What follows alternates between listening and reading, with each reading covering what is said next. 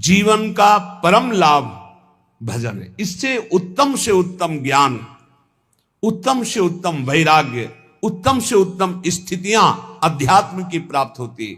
इसलिए इधर उधर भटकना मत। दान, पुण्य, तीर्थयाटन, धर्म समुदाय, इन सब का परम फल है कि हमें उत्तम सत्संग मिल जाए। सत्संग का फल है कि प्रभु की स्मृति में हम डूब जाएं। इससे बढ़कर कोई परम लाभ नहीं। अगर हमारे अंदर भगवान के नाम की प्रीति नहीं आई, हमारे अंदर अपने स्वरूप का ज्ञान नहीं हुआ, तो जीवन का कोई फल नहीं मिला। आप समझ लो, चाहे जहां चले जाओ, ब्रह्मलोक भी चले जाओगे तो भी लौट कर आना पड़ेगा। यहां कहीं भी चले जाओ लौट कर, आ ब्रह्म स्तंभ पर्यंतम सर्वम मायामयम जगत, आ ब्रह्म भूनान लोकान पुनरावर्तिनो, अर्जुन श्री भगवान के वचन हैं। इसलिए अन्य साधनों की तरफ दृष्टि न रखते हुए भगवान के चिंतन में, भगवान के नाम में, जिससे शुद्ध ज्ञान की प्राप्ति होती है। भगवान श्री कृष्णचंद्र जी जगत गुरु गीता में कह रहे, न ही ज्ञानेन सदृशम पवित्रम ही विद्यते तत्स्वयं योग संसिद्धा काले नात्मनिविंदति। हे अर्जुन, बहुत ध्यान से सुनना। इस मनुष्य लोक में ज्ञान के समान पवित्र करने वाला निसंदेह दूसरा कोई उपाय नहीं। जिसको योग भली भांति ये सिद्ध हो जाता है, वो तत्व ज्ञान को प्राप्त हो जाता है। वो अपने आप से अपने आप को पा लेता है, अपने आप से अपने आप को जान लेता है। ये करण से नहीं जाना जाता, अंतःकरण से नहीं जाना जाता। वो अंतःकरण का प्रकाशक है। अंतःकरण का बाध करके तब जो बचता है वो मैं से मैं को जानता है। ये जरूरी है, चाहे जिस मार्ग का पथिक हो। ये ज्ञान जरूरी नहीं, भोगों की लिप्तता नहीं मिटा पाता है। थोड़ा साधन भी होता रहता है और असाधन भी होता रहता है, उसी में वो राजी रहता है। बढ़िया दिन कट रहा है, बढ़िया मनोरंजन से जीवन कट रहा है, वो बढ़िया नहीं। ये ज्ञान जरूरी है। इस शरीर का राग मिटाना जरूरी है। अपने को जरूरी जानना है। अगर अपने को जान गए तो चाहे सहचरी रूप में जाओ, चाहे सखा रूप में जाओ, चाहे गोपी रूप में, चाहे ब्रह्म स्वरूप में, पर है सबका फल यही जानना कि सबके अंदर जो विराजमान वो यहां विराजमान, जो यहां विराजमान वही सबके अंदर विराजमान है। न ही ज्ञान सदृशम पवित्र में विद्यते। अब सारे तीर्थों में परम पवित्रता है। स्नान किया और फिर वही अमंगल कार्य, वही फिर गंदी बातें, गंदे कार्य, तो हाथी स्नान हुआ। स्नान किया, धूल भरा, फिर ऊपर डाल लिया, किस काम का? क्योंकि अज्ञान है। मनुष्य लोक में मनुष्य शरीर की प्राप्ति शुद्ध ज्ञान प्राप्त करने के लिए है। संसार की स्वतंत्र सत्ता नहीं है, संसार में सुख नहीं है। समझते जाओ, संसार की स्वतंत्र सत्ता नहीं है, यह काल के अधीन है। काल ईश्वर है। संसार में सुख नहीं, आज तक किसी को नहीं मिला। संसार में दोष ही दोष हैं। संसार के दोषों में रत पाप ही पाप। जिसकी सत्ता नहीं है, जहां सुख नहीं है, जहां दोष है, जिन दोषों को करने से पाप होता है, फिर कैसे तुम सुख प्राप्त कर सकते हो? कैसे तुम उत्तम गति को प्राप्त कर सकते हो? ज्ञान के द्वारा। इसीलिए भगवान कह रहे, न ही ज्ञानेन सदृशम पवित्र में विद्यते। यज्ञ करो, दान करो, तपस्या करो, पूजा करो, व्रत करो, उपवास करो, ध्यान, प्राणायाम और भी तीर्थ स्नान आदि।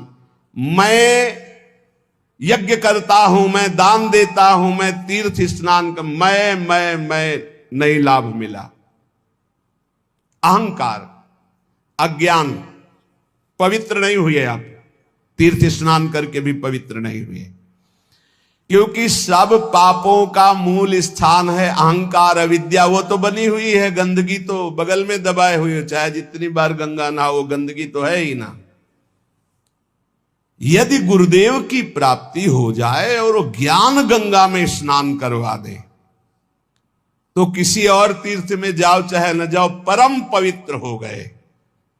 स्थूल सूक्ष्म कारण तीनों शरीरों का राग त्याग हो जाए गुरु कृपा से।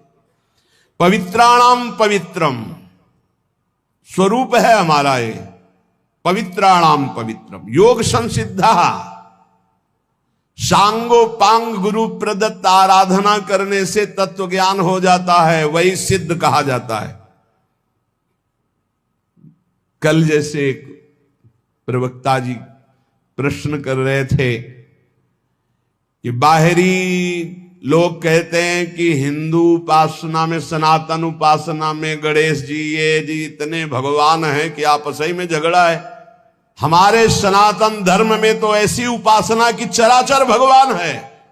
सी राम में सब जग जानी, सर्वम खलमिदम ब्रह्मणे नानास्ति किंचन, वासुदेवा सर्वमित समात्मा सुदुर्लभा, चिद चिद लक्षणम सर्वम राधा कृष्णमयम जगत, ईशावास्मिदम सर्वम यत्किंच जगत्याम जगत, ये क्रूरापि पापिनो न च सताम संभाष्य दृश्याश्चये, सर्वान् वस्तुतया निरीक्ष परम स्वाराध्य बुद्धिर्मम। हमारे सनातन धर्म की नाप ले लो, जो आकाश की नाप लेके दिखाओ। तब बोले कैसे उनको समझाएं, पहले खुद समझ ले बाबा, तब समझाने की योग्यता आती है, ऐसे थोड़ी आती है। समझो या न समझो, सबसे हमारी समझ भली, ठाकुर नंद किशोर हमारे ठाकुराइन ब्रसभान लली। जम के भजन करो, बुद्धि को स्थिर करो, फिर देखो कौन प्रश्न कर। सनातन धर्म खिलवाड़ मचाए हुए, सनातन धर्म को खिलौना समझे। अरे ऐसे महान धर्म में हम चाहते हो हमारा बेटा बने तो ब्रह्म बेटा बन जाता, चाहते मित्र बने वो मित्र बनने के लिए तैयार है। यहां केवल कल्पना थोड़ी है, यहां साथ खेलते हैं, कल्पना नहीं है। जैसे भाव से चाहो वैसे वो खेल रहा है साथ, कैसे जानोगे, कैसे जानोगे? अंदर के खेल खेल रहे हो, वासनाओं के चले हो विश्वात्मा सनातन धर्म को जानने। ये ऋषि लोग बावरे थे, जितेंद्रीय होकर सैकड़ों वर्ष फल मूल की भिक्षा के द्वारा फिर उस तत्व को जाना, तब बोला इसी से 1 मिनट हट नहीं सकते, भोगों से 1 मिनट चित्त नहीं हटा सकते, चले सनातन धर्म की व्याख्या करने। सनातन धर्म ऐसे नहीं है केवल उदर भरण के लिए, सनातन की आड़ में, प्रवचन की आड़ में, धर्म की आड़ में वो बात अलग है। लेकिन धर्म को जानने के लिए पहले आग में जलना होगा, आग से जल के निकलना होगा। मात्रा स्पर्शास्त्र कौंते शीतोष्ण सुख दुख कदा, आगमा पायनो अनित्यास्तास्तितिक्षस्व भारत। केवल हम भगवान के धर्म की, प्रवचन की आड़ में अपनी वासनाओं का खेल खेलते, वासनाओं की पूर्ति करते हैं, तो चले जगत उद्धार के लिए। बहुत समझने की जरूरत है, बहुत समझने की जरूरत है, हमको समझने की जरूरत है। कोई जगत के उद्धार की जरूरत नहीं। जगत मत्तः परतरम नान्यत किंचित अस्ति धनंजय, भगवान के सिवा है नहीं कोई। ये हमको समझना है, जगत को नहीं समझाना है। हमारी दृष्टि ठीक हो गई, मस्त होकर गा रहे, सबका अपने आप आनंद है। मेरा स्वामी सब रूपों में बैठा हुआ आनंद ले रहा है। ये ज्ञान न ही ज्ञानेन सदृशम पवित्र में विद्यते, ज्ञान के सदस्य और कोई पवित्र नहीं है। बहुत विचित्र है, अनुकूलता हुई तो जय हो प्रभु, प्रतिकूलता का रिजल्ट आ जाए फिर जोर से नहीं निकलेगा, जय हो प्रभु नहीं निकलेगा। ये भक्ति है, ये ज्ञान है। भक्त को या उपासक को जब कभी प्रतिकूलता का निर्णय सामने आवे तो नाचना चाहिए कि मेरे मन की नहीं कि अपने मन की कर दी, अब आपकी जय हो, अब आपकी जय हो, आपके मन की जय हो। हे प्यारे जोई जोई प्यारो करे सोई मोई भावे। लेकिन नहीं, इसलिए ज्ञान सदस्य कोई, इसके बराबर कोई पवित्रता नहीं है। किसकी अनुकूलता पर? अपनी वासनाओं की, अपनी मान्यताओं की। कीन हो इसका बहु अभिमाना, सुख हो वंचा कृपा निधाना। भगवान कभी किसी के प्रतिकूल नहीं होते, मंगल विधान, मंगल स्वरूप होते, वो किसी के प्रतिकूल नहीं होते। हमारी वृत्तियां, हमारा कोई आचरण, हमारी कोई भावना, उसको हमें सुधारना है। इसलिए भगवान कह रहे न ज्ञानेन सदसम पवित्र में विद्यते। उपासक कुछ भी अपना ना माने, सब कुछ जो कुछ दिया हुआ है ये प्रभु ने दिया है, सिर्फ इसलिए दिया है इसका राग हटा दो बस प्यारे। वस्तु दी है उसका राग हटा दो, शरीर दिया इसका राग हटा दो, इसका राग हटा दिया तो तुम जीवन मुक्त परमानंद स्वरूप हो। ये कर्म फल की आसक्ति यही तत्व ज्ञान नहीं होने देते। तत्स्वयं काले नात्मन विंदति, जिसको तत्व ज्ञान हो जाता है उसके संपूर्ण कर्म भस्म हो जाते हैं, संचित कर्म, क्रियमाण, प्रारब्ध, क्योंकि शरीर पर प्रारब्ध आता है उस शरीर से बहुत ऊंचे होता है जो ज्ञानी पुरुष होता है। जिसके समान पवित्र करने वाला दूसरा कोई साधन नहीं है, वो है तत्व ज्ञान। तत्व ज्ञान यहां जो वो यही सर्वत्र वही, सर्वत्र वही, ये बहुत बढ़िया है। यो माम पश्यति सर्वत्र सर्वम च मयि पश्यति तस्याहम न प्रणश्यामि सच में न प्रणश्यति। सब जगह मेरे प्रभु विराजमान हैं और यहां भी प्रभु विराजमान है। जब सब जगह है तो यहां भी है, तो आप कौन है? वो आप है ही नहीं। खोजने वाला नहीं रहता भक्ति में। ब्रह्म नहीं, माया नहीं, नहीं जीव नहीं काल, अपनी सुदिना रही एक रहो नंदलाल। और ज्ञानी को आत्मस्वरूप सब जगह जब तक परमात्मा ना दिखे तब तक अज्ञान ही है। ये बहुत बड़ा भ्रम बैठ जाता कि हम उद्धार करने वाले हैं, भगवान बचाए ऐसी बुद्धि से। अरे ज्ञान समुद्र, भगवान शंकर भी अपने को ज्ञान समुद्र कहने में हिचकते हैं, नहीं कहते। यद्यपि वंदे बोधमयम नित्यम गुरुम शंकर रूपिणम, लेकिन वो भी जब भगवान श्री हरि से बात करते हैं तो बहुत दैन्य, बार बार बर मांग हूं हर्ष देव श्रीरंग पद सरोजन पायनी भक्ति सदा सत्स, बड़े दैन्य भाव में देखे गए। परमात्मा सब जगह परिपूर्ण है और आप भी परमात्मा स्वरूप हैं, ऐसा अनुभव हो करके प्रपंचातीत। अब जो हो रहा है सो प्रकृति से, बुलवा रहे हैं, खिलवा रहे हैं, हंसवा रहे हैं, चलवा रहे हैं। निर्द्वंदो ही महाबाहो सुखम बंधात प्रमुच्यते, वो अपने आप में ही परमात्मा तत्व का अनुभव करके महासुख में निमग्न हो जाता है। यही है, प्रभु है परमात्मा तत्व। इंद्रिय मन बुद्धि आदि करणों से नहीं जाना जाता। जैसे जल निर्मल हो जाए, शांत हो जाए तो नीचे की वस्तु दिखाई देती, जैसे पहले अंतःकरण निर्मल और शांत तो स्वरूप बोध हो जाता है, उसके लिए प्रयास नहीं करना पड़ता। भगवान कहते हैं कि ज्ञान से बढ़कर कोई पवित्र नहीं, तो ये ज्ञान मिलता कैसे है? तो आगे उपाय बता रहे हैं ज्ञान प्राप्ति के लिए क्या उपाय है। तो कह रहे श्रद्धावान लभते ज्ञानम तत्परः चैतेन्द्रिय ज्ञानम लब्ध्वा पराम शांति मचरेणादि गच्छति। श्रद्धावान जो संतों पर श्रद्धा करता है, गुरुजनों पर श्रद्धा करता है, शास्त्र पर श्रद्धा करता है, वो इस मार्ग में चलना शुरू होता है। सत्संग सुना, जानकारी मिली, शास्त्र सुना, जानकारी मिली। श्रद्धावान लभते ज्ञानम, ये जो ज्ञान है ये शास्त्र ज्ञान की बात है, अब ये ब्रह्मबोध की बात नहीं। श्रद्धावान लभते ज्ञानम तत्परा संयतेन्द्रिय, जो ज्ञान शास्त्र का प्राप्त हुआ है उसमें तत्पर होकर जितेंद्रिय हो, ये नहीं हो पाता, यहीं से सब फेल हो जाता है। आगे जो ज्ञानम लब्ध्वा पराम शांति मचिरेणादि गच्छति, वहां तक पहुंचना ही नहीं है। लाखों में कोई एक निकल जाए तो निकल जाए, नहीं यहीं गिर जाता है। अपने में श्रद्धा हुई तो भगवान ने संत समागम दिया, शास्त्र स्वाध्याय दिया, तो जो जानकारी जितना ज्ञान आपको हुआ उतने पर तो विजय प्राप्त कर लो। बिल्कुल थोथी बातें निकलती हैं, जैसे सत्संग को, प्रवचन को, भगवत मार्ग को जिस बात के लिए सीखा जाता है वो है हमारे अंदर जो व्यथा पैदा करने वाले विकार है उन पर विजय प्राप्त करे। तत्परा संयतेन्द्रिय, जो जानकारी मिली उसके परायण होकर अपनी इंद्रियों को संयमन करे। अपनी इंद्रियों पर इससे कोई मतलब नहीं। संयतेन्द्रिय, जो साधन सुना, जो शब्द सुना, तत्परता पूर्वक उसमें लग गए। और तत्परता का कसौटी है इंद्रियों का संयमन करना, इंद्रियों पर विजय प्राप्त करना। अब आएगा ज्ञान का स्वरूप। संस्थाओं से ज्ञान प्रकट नहीं होता, गुरुजनों के चरणों से ज्ञान प्रकट होता है, उसी से संस्था बनती। तुम्हारी संस्था के जो गुरुजन, उनके वचनों पर चलो, फिर देखो बात बनती है कि नहीं बनती।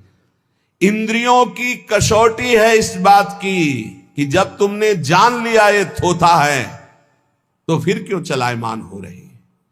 जब तुमने जान लिया कि तुम अचाह स्थिति स्वरूप हो तो फिर तुम्हारी ये सोच और चाह कैसे जागृत हो गई। अज्ञानी ज्ञान का नाटक करने वाला। भगवान कह रहे श्रद्धावान लभते ज्ञानम, तो ज्ञानम का स्वरूप क्या है? तत्परहा, उसके जो जानकारी हुई उसके परायण होकर। उसकी कसौटी क्या है? संयतेन्द्रिय, अपनी इंद्रियों को जीत लिया है जिसने, वो है ज्ञानी। श्रद्धावान लभते ज्ञानम, परमात्मा में, महापुरुष में, धर्म में, शास्त्र में श्रद्धा, आदर पूर्वक। कैसे श्रद्धा? भगवान ने कहा प्रणिपाते, साष्टांग दंडवत, हाथ जोड़कर दैन्यता से श्रद्धा। आजकल ऐसे आते हैं प्रश्नकर्ता, जैसे टीचर विद्यार्थी की जानकारी लेने आता है। टीचर, ऐसा तो फिर ऐसा क्यों, ऐसा तो फिर ऐसा क्यों, ऐसा तब पता चलता है केवल बुद्धि से खेल रहे हो, कुछ नहीं अंदर। एक आए थे कि हमें आत्मा का ज्ञान हो चुका है। उनका आपको आत्मा ज्ञान हो चुका? वो जी अज्ञानी कहेगा, आपको आत्मा का ज्ञान हो चुका है, बस इतनी में फेल हो गए, कुछ नहीं है। आपको आत्मा का ज्ञान हो चुका है। आप कौन है? वो आप कौन है? आपको आत्मा का ज्ञान हो, आप कौन है? नहीं, वो ध्यान में किसका ध्यान, कौन कर रहा था? अरे ज्ञान तो तब होता जब ध्याता ध्यान की त्रिपुटी लय हो जाती है। ध्येय ध्याता ध्यान, इसकी त्रिपुटी लय। बड़ा विचित्र खेल। शुद्ध ज्ञान, शुद्ध भक्ति, शुद्ध भगवत मार्ग मजाक बना दिया गया है। मजाक। अभी तो 5000 वर्ष में आगे चल के और देख लेना, उपहास किया जाता है, शुद्ध मार्ग का उपहास किया जाता है, नाटक का आदर किया जाता है। कलिकाल की ऐसी कुचाल बढ़ती चली जा रही। 500 ऊंटों की भीड़ जा रही थी, हांकने की जरूरत नहीं थी। एक ऊंट की पूंछ में दूसरे ऊंट का आगे का नाथ, उसकी पूंछ में उसके। अब उनसे पूछ में पूछो कि तुम कहां जा रहे हो, बोले उससे पूछो आगे वाले से। आगे वाले से पूछो, बोले हम खुद पूंछ में बंधे हुए हैं, हम तुम्हें क्या बताएं। ऐसे क्रम सबसे आगे वाले से पूछो कहां जा रहे हो, बोले जिधर रास्ता खाली मिल रहा है उधर जा रहे हैं। लक्ष्य क्या, कोई मतलब नहीं। और 500 ऊंट चल रहा है, शायद ऐसे ही चल रहे हैं हम। कहां जाना है? रास्ता खाली, जिधर वासना मोड़ दे उधर चली जाए। बोले तुम कहां जा रहे हो, बोले आगे वाला जहां जा रहा है वो आगे वाला। तुम्हें ज्ञान नहीं, तुम ऐसे जुड़ गए हो। नहीं, भीड़ नहीं बांधनी। जहां जुड़ो, विवेक से जुड़ो। ये मार्ग कहां जा रहा है, तुम्हें कहां जाना है, तुम्हें क्या प्राप्त करना है, क्या बोल रहा है, इसकी स्थिति क्या है। जब तक नहीं समझो तब तक किसी को गुरु मत बनाओ, कहीं मत जुड़ो। चुपचाप सत्संग सुनो, निरपेक्ष होकर सुनो। जब तक भगवान आदेश न करे तब तक किसी को गुरु मत बनाओ। खिलवाड़ मत करो अपने जीवन और परमार्थ के साथ। श्रद्धावान लभते ज्ञानम, श्रद्धावान को जो शास्त्रीय ज्ञान सत्संग प्राप्त हुआ है उसकी कसौटी है तत्परहा, जो जानकारी हुई उसके परायण हो। और उसकी कसौटी है कि संयतेन्द्रिया, अपनी इंद्रियों पर विजय प्राप्त करे। तब बोले ज्ञानम लब्ध्वा, अब उसको ब्रह्मबोध होगा। परम शांति मचिरेणादिगच्छति, वो तत्काल परम शांति को प्राप्त हो गया। ब्रह्मभूता प्रसन्नात्मा न सोचति न कांक्षति, समा सर्वेषु भूतेषु मद भक्तिम लभते पराम। जब तक इंद्रियां संयत नहीं हुई, साधन में तत्परता नहीं हुई, तब तक केवल ढोंग है, कोई ज्ञान नहीं है। साधन में तत्परता आती है जो गुरुजनों ने साधना दी उसके परायण होने पर, दूसरों का आदर करने पर। सबका आदर करे, साधन में अपने खुद चित्त लगाए रहे पूरी श्रद्धा के साथ, और इंद्रियों को विषय की तरफ न जाने दे, तो नित्य प्राप्त तत्व का बोध हो जाता है। ये गुरु कृपा से, ऐसे थोड़ी होता है। बड़ा विचित्र समय, बड़ा विचित्र समय। भगवान कह रहे ज्ञानम लब्ध्वा पराम शांति, वो परम शांति जहां न किसी तरह का मान अपमान, लाभ हान, सुख दुख, जन्म मृत्यु इनका प्रवेश ही नहीं, वो ज्ञानम लब्ध्वा पराम शांति मचिरणादि गच्छति। बड़े आश्चर्य की बात है कि नित्य निरंतर परमात्म स्वरूप यहां विराजमान है, फिर भी वो प्रियता शरीर में और भोगों में किए हुए जीव भटक रहा है। इसका कारण ये भगवान की दुरंत माया है।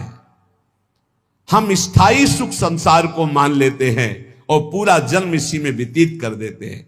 सुख लेने की संसार से भावना से इतना अपनापन हो जाता है शरीर में कि हम कभी सोच ही नहीं सकते कि शरीर से हमारा कोई संबंध नहीं, इस शरीर से हमारा कोई संबंध नहीं, बिल्कुल नहीं है, किसी तरह नहीं है। यद्यपि मृषा पर छूटती कठिनाई, ऐसी भगवान की ब्रह्म मोहिनी माया लग गई।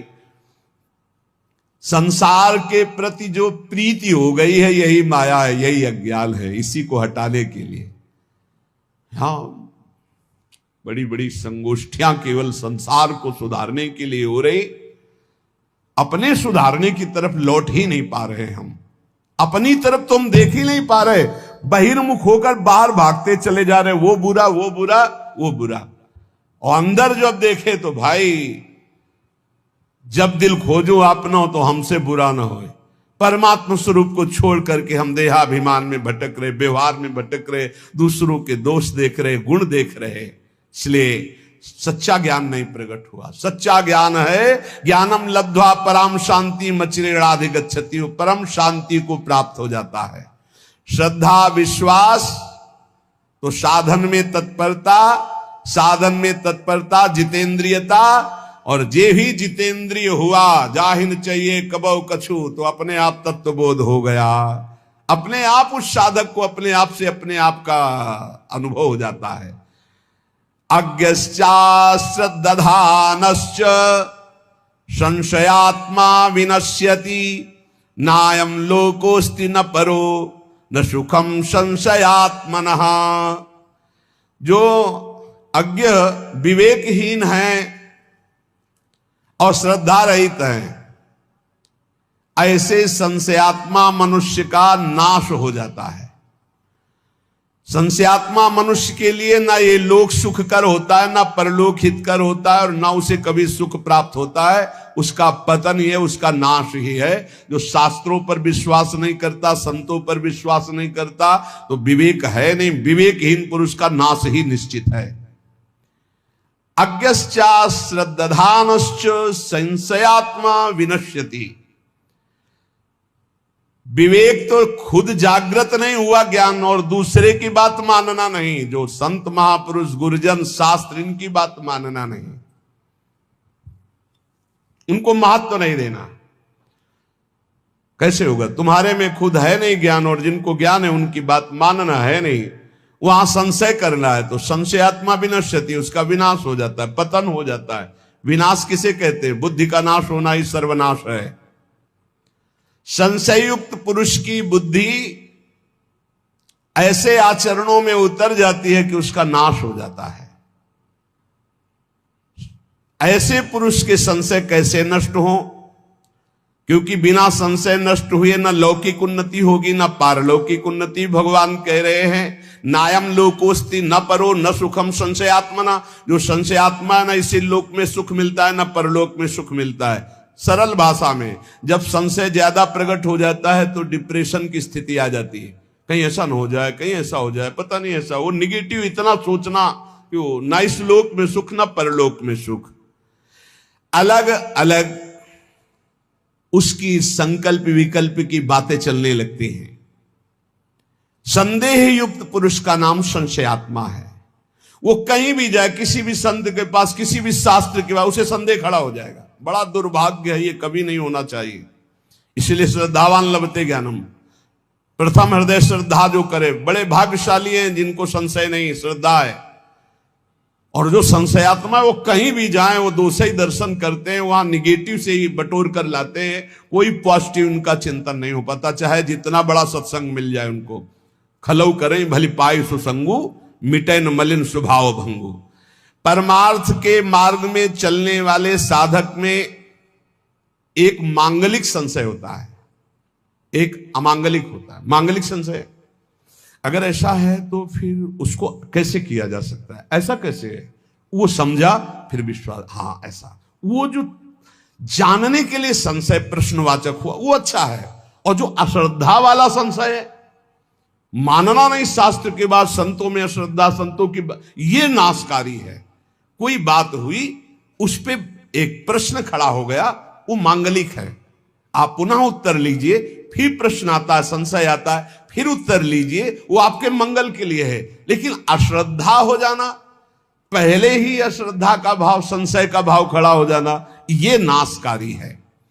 परमार्थ में स्वाभाविक है प्रश्न खड़ा हो जाना, स्वाभाविक है संशय आ जाना।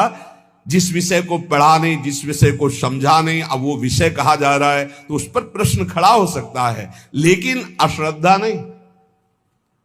उस विषय पर प्रश्न हुआ है, ना कि संत पे, ना कि शास्त्र पे, ना कि उनके प्रवचन पे। उस विषय को समझने के लिए उसे संशय जो हुआ वो लाभदायक है। लेकिन जो संत पर, शास्त्र पर, भगवान पर श्रद्धा, वो विनाशकारी है। साधक का एक लक्षण होता है जानकारी करना, खोज करना। यदि वह मन और इंद्रियों से देखी बात को ही सत्य मान लेता तो फिर साधना किस बात की। साधक को निरंतर भगवत मार्ग में आगे बढ़ते रहने की जिज्ञासा होती है। अब वो चलते चलते जिज्ञासा तो करता ही है, कितनी दूर रह गया है, कहां से मोड़ है, कैसे शीघ्र प्राप्त करे, मैं प्राप्त कर भी पाऊंगा कि नहीं कर पाऊंगा, ऐसी बातें उसके मन में आती हैं। ये कोई गलत नहीं है, उसके लिए निषेध नहीं, लेकिन ये मार्ग ही नहीं है।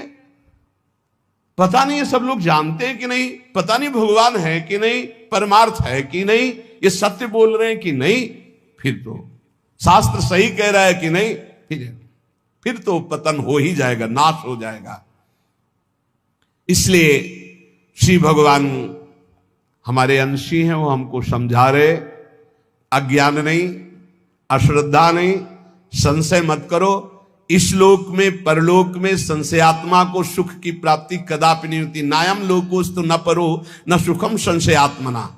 संशयात्मा अज्ञ अश्रद्धालु, भीतर ही भीतर वो जलता रहता है, बड़े खतरनाक स्थिति होती, जलता रहता है। जब बोलेगा तो जहर बोलेगा, नकारात्मक सोच।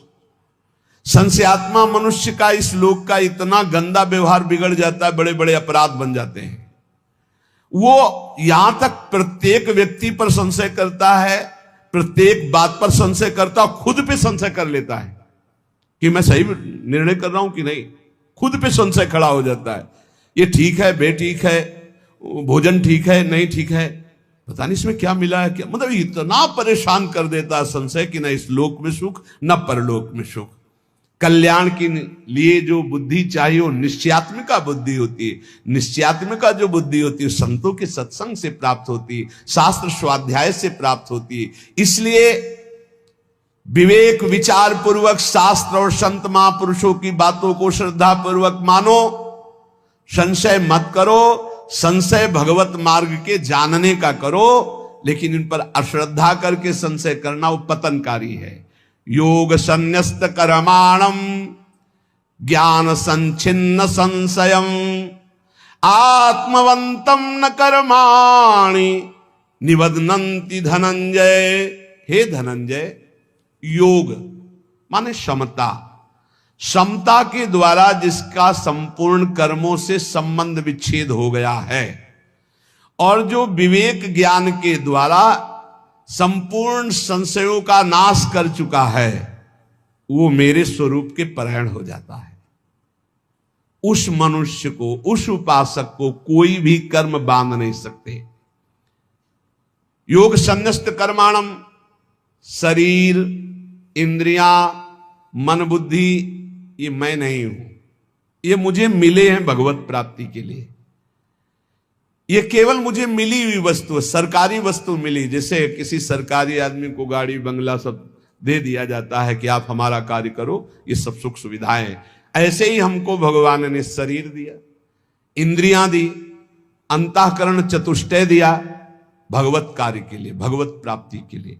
इन पर अपना जब अधिकार हम ममत्व कर लेते, मेरा मन, मेरी बुद्धि, मेरा चित्त, मेरा शरीर, मेरी इंद्रियां, और इनको जब भोगों की ओर लगा देते, संसार की ओर लगा देते हैं, तो इतनी ममता बढ़ जाती है कि पुनरपि जननम पुनरपि मरणम पुनरपि जननी जठरे शयनम, ये आ जाता है।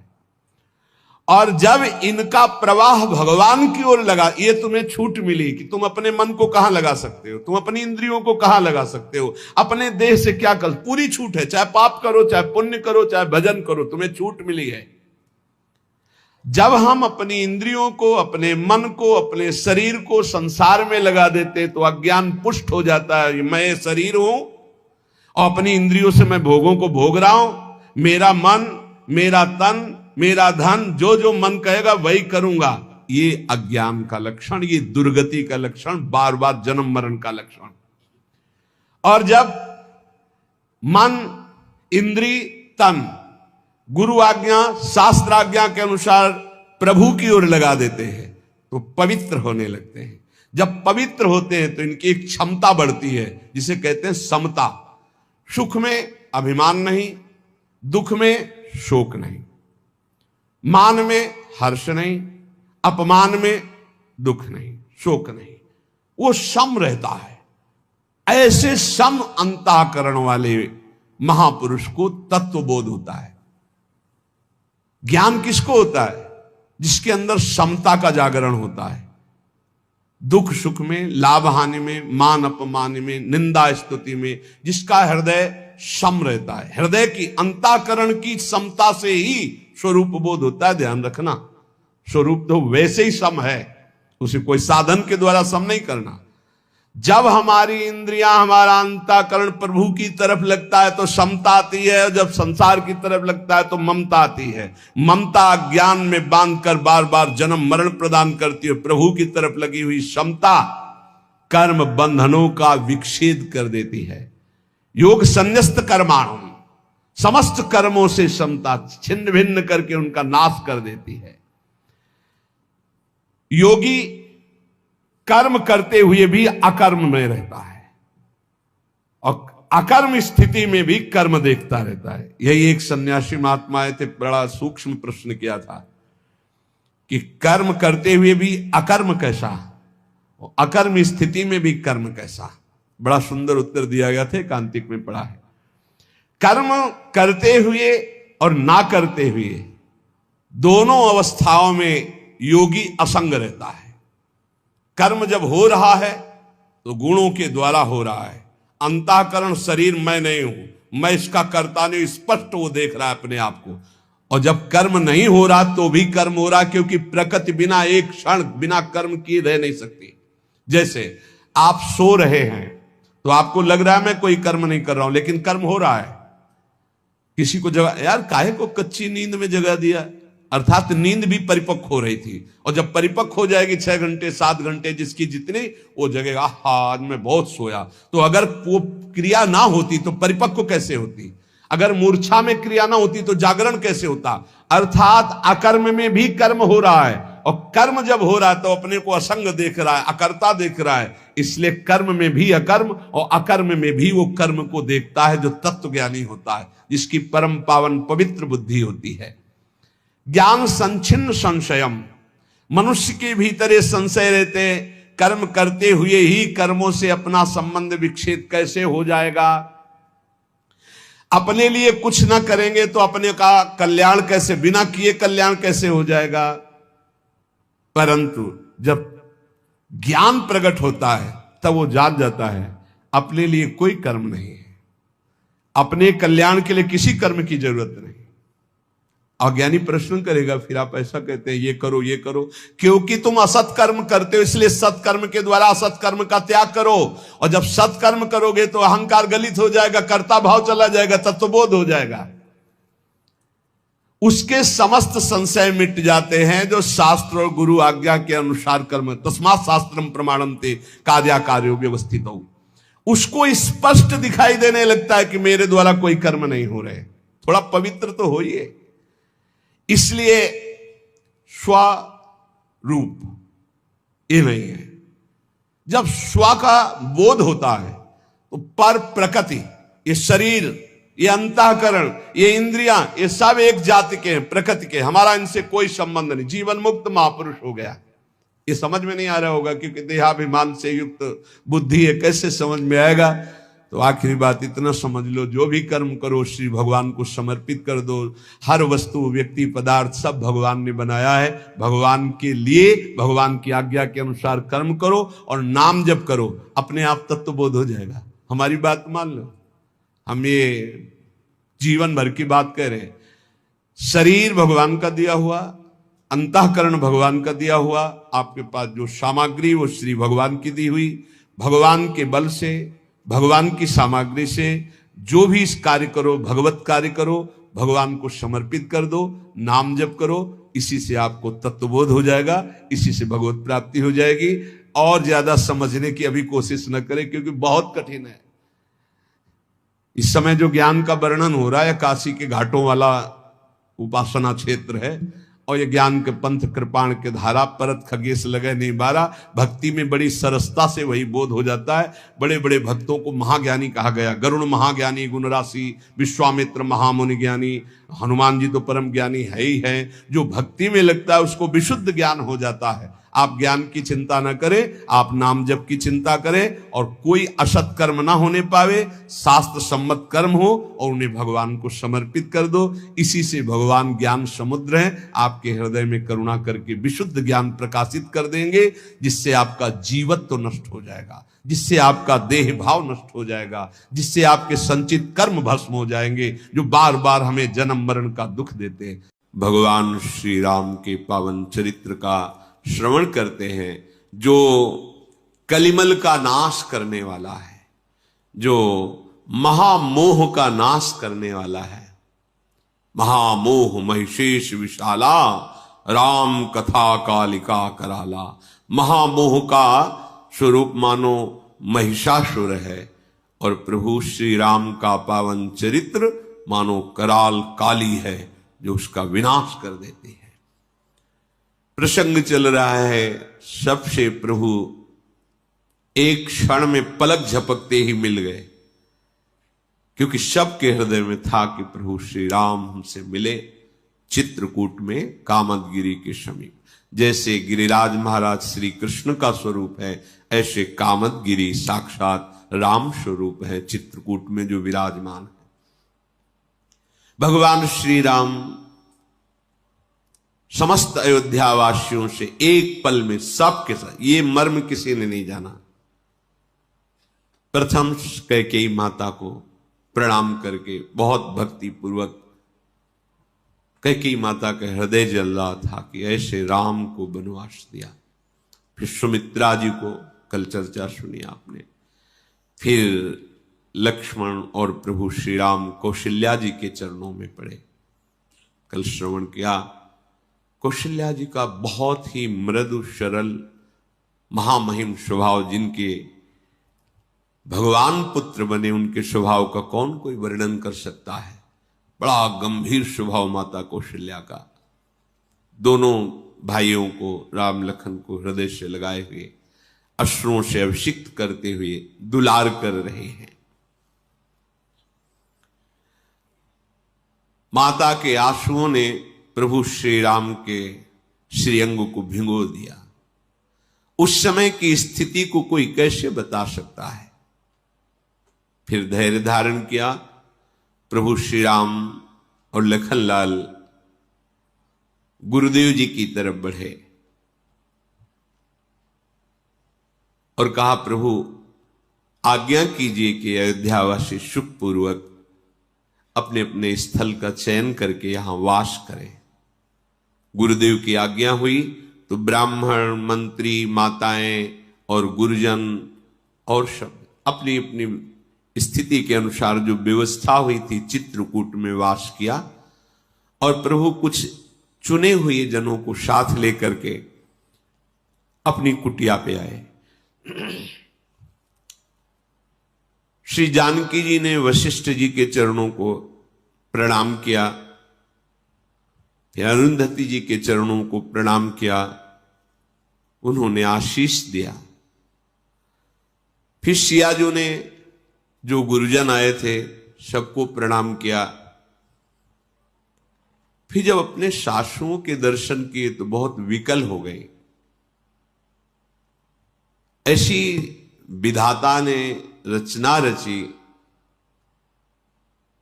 कि उनका जो सौंदर्य, जो सुहाग सब रहित, क्योंकि महाराज दशरथ जी पधार गए। सीता जी अपनी सासुओं को देखकर बहुत व्याकुल हो गई। विचार किया कि दयु बड़ा बलवान है, उसके आगे किसी की नहीं चलती, वो सहना ही पड़ता है। ध्यान दीजिए, दयु बड़ा बलवान है, उसके आगे किसी की नहीं चलती, सहना ही पड़ता है। दवा है सहना। शांत भाव से नाम जप करते हुए सह जाओ, उस समय कट जाएगा। विचलित होने की जरूरत नहीं है। जानकी जी के नील कमल के समान नेत्रों से अश्रु बह रहे हैं। सीता जी अपने जो मां है, सासू है, उनके चरण पकड़ करके मिल रही, वो आशीर्वाद दे रहे, सदा सौभाग्यवती रहो। लागी लागी पग सबनिसिय, भेटत अति अनुराग, हृदय असी सही प्रेम बस, रही हो भरी सुहाग। तुम्हारा सुहाग अखंड हो। जब देखा कि सियाजू, माता कौशल्या, सुमित्रा आदि सब विरह व्यथा से महाराज की व्याकुल हो गई, क्योंकि उनकी चर्चा हुई, तब परम ज्ञानी वशिष्ठ जी ने बहुत से शास्त्रीय सिद्धांत उपदेश करके, सबको परमार्थ का उपदेश करके शोक का शमन कराया। भगवान श्री राम ने जब महाराज दशरथ जी जो विरह में प्राण त्याग चुके, ये जब बात सुनी तो व्याकुल होकर के पुकारने लगे, हा महाराज, आपने ऐसा क्यों किया? विलाप कर रहे हैं। प्रभु को विलाप करते देखकर सब समाज शोक मग्न हो रहा है।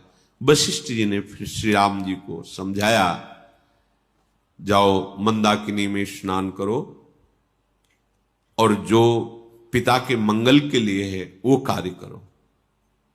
गुरु की आज्ञा से मंदाकिनी में स्नान किया और निर्जला व्रत रहे। उस दिन भगवान ने जल नहीं पिया। वशिष्ठ जी ने जो जो आज्ञा करी, प्रभु श्री राम जी ने श्रद्धा भक्ति के सहित पिताजी के मंगल के लिए वो सब कार्य किए। वैदिक सिद्धांत के अनुसार पिताजी की मंगल क्रियाएं की। सोचो, ये प्रभु लीला कर रहे हैं। नहीं, जिसके पुत्र भगवान राम है उसका कोई अभी मंगल बकाया रह गया है क्या? जासु नामो पावक अघ तुला, सुमिरत सकल सुमंगल मूला। जैसे रुई का पहाड़ जमा हो, एक बार ऐसे दिया सलाई लगा, वो सब भस्म हो जाए। ऐसे एक बार नाम उच्चारण किया जोर से प्रभु का, तो आपके पाप के पहाड़ भस्म हो गए। जिनके नाम का ये प्रभाव है, वो प्रभु जिनके पुत्र हैं, उनके मंगल का क्या। पर लीलावत भगवान समस्त वैदिक क्रियाएं की। शुद्ध बुद्ध भगवान वैसे ही शुद्ध हो रहे हैं स्नान करके। जैसे गंगा जी के यहां पूजन किया जाए तो गंगा जी में तीर्थों का आवाहन किया जाता है, तो तीर्थ गंगा जी के स्पर्श से पवित्र होते हैं। ऐसे ही परम पवित्र भगवान का जिनका नाम है, वो स्वयं पवित्र होने की लीला कर रहे हैं। जिनके संसर्ग मात्र से बड़े से बड़ा कर्म पवित्र हो जाता है, अर्थात जो भगवत समर्पित करने पर कर्म भगवत प्राप्ति करा देता है, वो भगवान ऐसे कर्म कर रहे हैं वैदिक सिद्धांत के अनुसार जो पिता का मंगल और पवित्रता प्रदान करता है।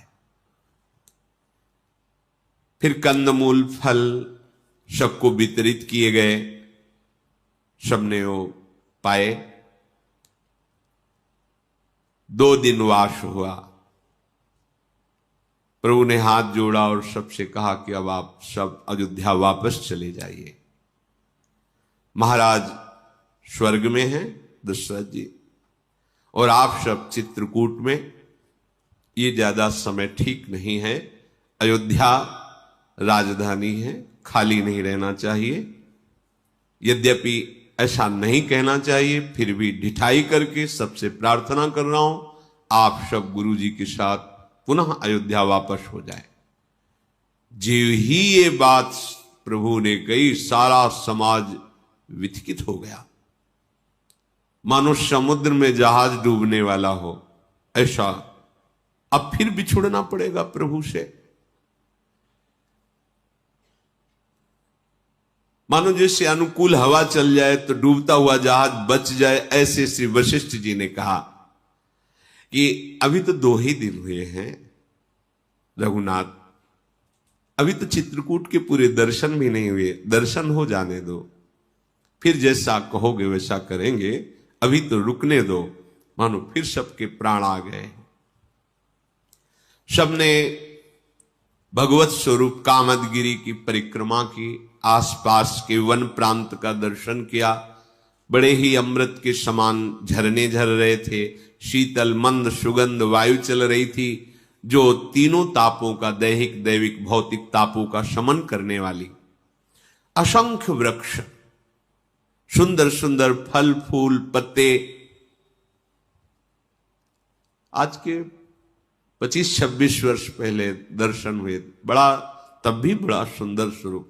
कहां त्रेता, फिर द्वापर, फिर कलयुग के भी 5000 वर्ष के ऊपर व्यतीत, फिर भी यथावत चित्रकूट की शोभा थी। बहुत ही एकदम आनंद में लता पर्वत और श्री मंदाकिनी जी, एकदम निर्मल जल, मनोमोहक, भजन के लिए बहुत ही आकर्षणकारी, स्वाभाविक सहज वैराग्य भूमि, सहज भजन का स्फुरण। सुंदर सुंदर कुंड हैं जिनमें कई रंग के कमल खिले हुए हैं, भौरे गुंजार कर रहे हैं। कोल की रात भील आदि जो जंगल में रहने वाले हैं वो सुंदर फल चयन करते हैं, शहद चयन करते हैं, और सुंदर सुंदर अंकुर और बूटियां वो सब ला करके प्रभु के सामने रखते हैं कि इनसे अयोध्या वासियों को सुख पहुंचाया जाए। वो विनय पूर्वक प्रणाम करके जो जो वस्तुएं लाते हैं उनका नाम बताते हैं, उनका स्वाद बताते हैं। तो अयोध्या की तरफ से आए हुए जो मंत्री आदि थे उनको भेंट देते हैं। वो कान पे उंगली, नहीं नहीं नहीं, आप ऐसा मत कर, तो फिर हम नहीं पाएंगे आपकी वस्तु। वो बार बार कहते कि नहीं, हमारे प्रभु ने पाया है और आप प्रभु के नगर से आए हैं, तो प्रभु जैसा प्रेम आपके भी हृदय में होना चाहिए। हमारे प्रभु तो प्रेम को पहचान करके हर वस्तु पाएंगे, फिर आप क्यों नहीं पाएंगे? अच्छा, हम जंगली हैं, ये हीरे जवाहरात मणि रुपया लेके क्या करेंगे? नहीं, हमें आपका प्यार चाहिए, आप हम पर कृपा करें और आप ये पा लें, यही हमारी भेंट होगी। कितने बड़े भाग्य हैं। उन कोल भील जंगल में जो रहने वाले हैं उनकी बात सुन करके अयोध्या के जन वो फल, शहद, जड़ी बूटियां जो भी लाए वो स्वीकार कर लेते हैं।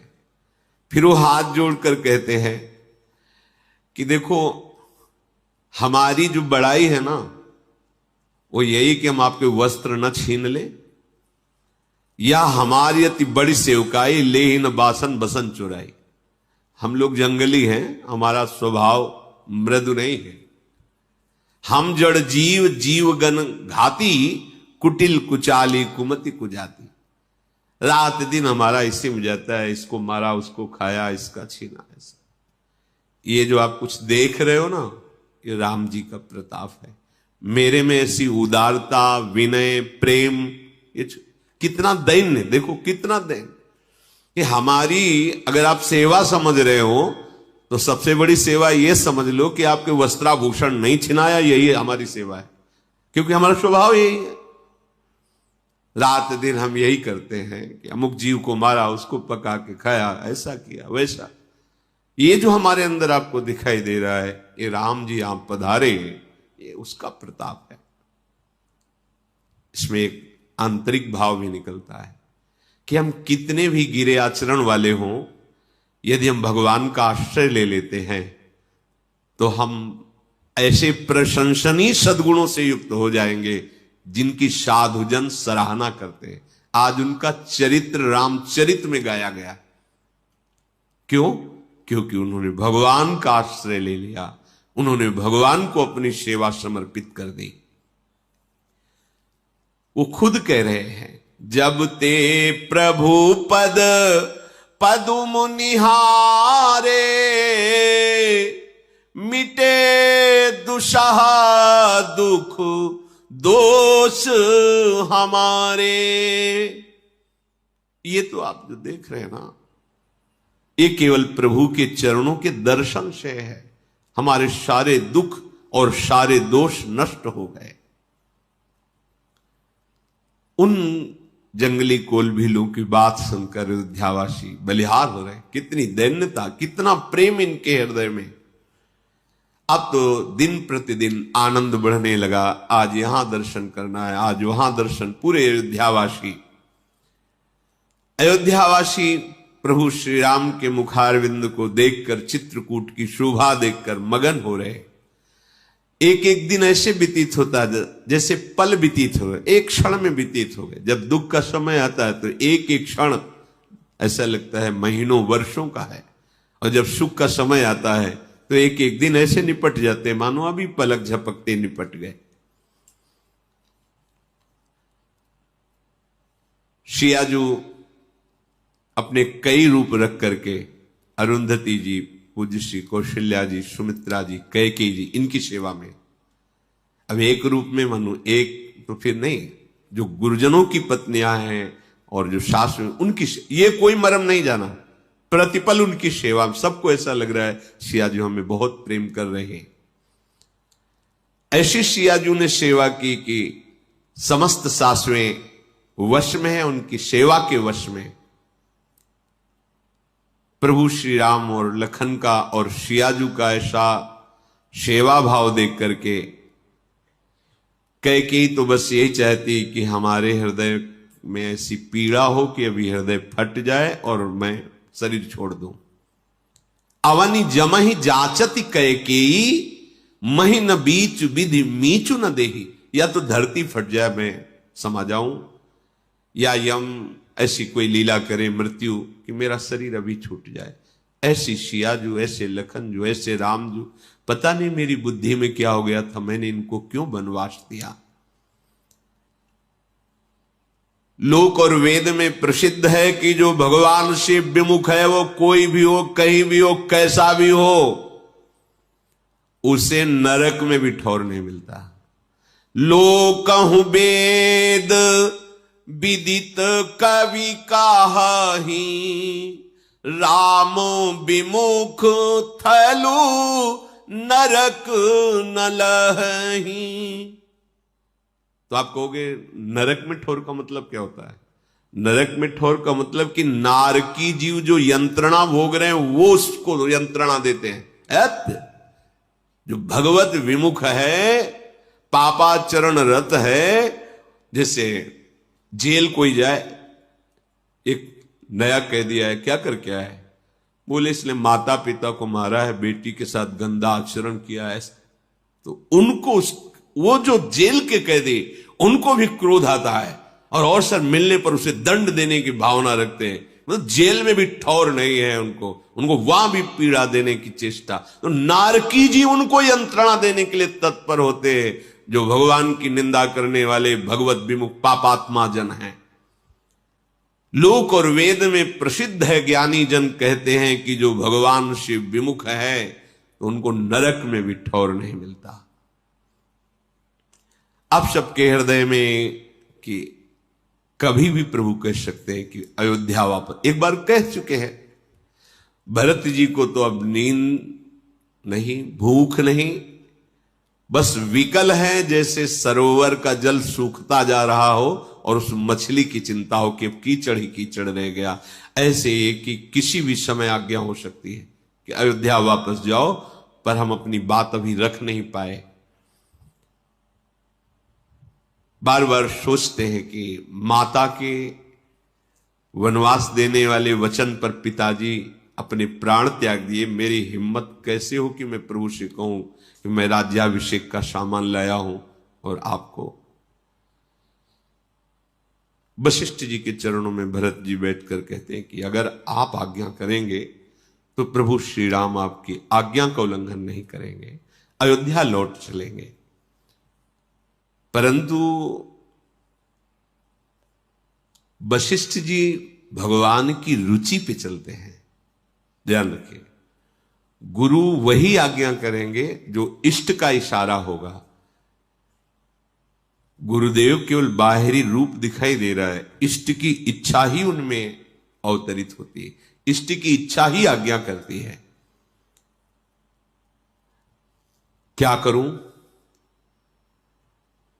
मुझ सेवक में इतनी सामर्थ्य नहीं कि मैं कुछ बोल सकूं। विधाता प्रतिकूल है। अगर मैं हठ करूं तो ये बड़ा अधर्म होगा। सेवक को स्वामी से कभी हठ नहीं करना चाहिए। मैं हठ करूं, नहीं प्रभु आप राज्याभिषेक स्वीकार कीजिए, चलिए अयोध्या, ये ठीक नहीं। जो हठ करो तनिपट कुकर्मू, हर गिरते गुरु सेवक धर्मू। गुरु की सेवा, स्वामी की सेवा, ये कैलाश से भी वजन वाली है, अर्थात बहुत ही कठिन है इसका निर्वाह करना। तभी मात संगस्त दुर्लभ हो, दुर्गमों कहा है। सेवक का धर्म सबसे बड़ा धर्म होता है और उसका निर्वाह करना, कह रहे कैलाश से भी कठिन, कैलाश को उठाना उससे भी कठिन है। भरत जी के मन में कोई भी युक्ति नहीं ठहर रही कि क्या बोलूं, कैसे बोलूं। पूरी रात व्यतीत हो गई चिंता करते हुए। प्रातःकाल स्नान आदि दिनचर्या हुई। भगवान वशिष्ठ जी ने सब अयोध्या के बड़े बुजुर्ग मंत्री आदि विज्ञजन गुरुजन सबको बुलाया। प्रभु श्री राम जी वशिष्ठ जी आदि को श्री नवाकर सभा में बैठे। भरत जी गुरुदेव के चरणों में, प्रभु के चरणों में सर नवाकर बैठे। समस्त सभासद शांत बैठे हैं। वशिष्ठ जी ने कहा, हे सभासदों और सुजान भरत, सूर्य कुल के सूर्य महाराज श्री रामचंद्र जी ये परम स्वतंत्र हैं, ये भगवान श्री हरि हैं, ये सत्य प्रतिज्ञ हैं, वेद की मर्यादा के रक्षक हैं और अवतार इसीलिए इन्होंने धारण किया है, सत्य का पालन कराने के लिए और सत्य का पालन करने के लिए। ये कभी गुरु पिता पूज्य जनों की आज्ञा का उल्लंघन नहीं करते। ये दुष्टों के दल का नाश करने वाले, धर्म की स्थापना करने वाले और साधु और देवताओं का हित करने वाले हैं। नीति, प्रेम, परमार्थ, स्वार्थ सबका यथार्थ ज्ञान तो इन्हीं को है। जो कुछ भी सृष्टि में देख रहे हो, ब्रह्मा विष्णु महादेव चंद्र सूर्य दिक्पाल माया जीव कर्म काल, सब कुछ यही है, इनके सिवा कोई नहीं है। हृदय में अच्छी तरह विचार करके देखा गया है कि सबका मंगल इसी में है, जो भगवान आज्ञा कर दे उसका पालन करना। ये ईश्वरों के भी महान ईश्वर, इनकी आज्ञा में जो रहता है उसका सर्व मंगल होता है। राखे राम रजाई रुख, हम सब कर हित होई,